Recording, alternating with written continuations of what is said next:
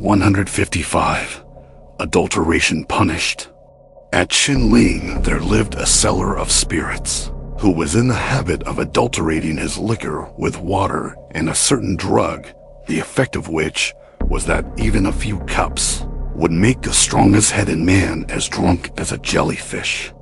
Thus his shop acquired a reputation for having a good article on sale, and by degrees he became a rich man. One morning, on getting up, he found a fox lying drunk alongside of the spirit vat, and tying its legs together, he was about to fetch a knife when suddenly the fox waked up and began pleading for its life, promising in return to do anything the spirit merchant might require.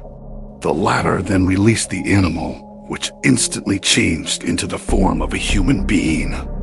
Now, at that very time, the wife of a neighbor was suffering under fox influence, and this recently transformed animal confessed to the spirit merchant that it was he who had been troubling her.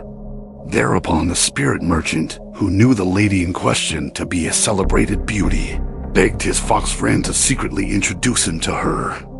After raising some objections, the fox at length consented and conducted the spirit merchant to a cave where he gave him a suit of serge clothes which he said had belonged to his late brother, and in which he told him he could easily go. The merchant put them on and returned home, when to his great delight he observed that no one could see him, but that if he changed into his ordinary clothes, everybody could see him as before.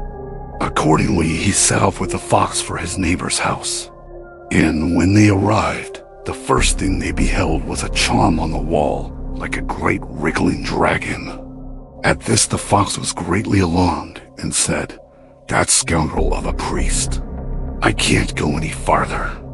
He then ran off home, leaving the spirit merchant to proceed by himself.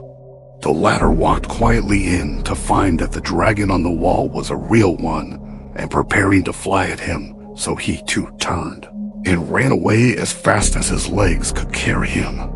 The fact was that the family had engaged a priest to drive away the fox influence, and he, not being able to go at the moment himself, gave them this charm to stick up on the wall. The following day the priest himself came, and arranging an altar, proceeded to exorcise the fox.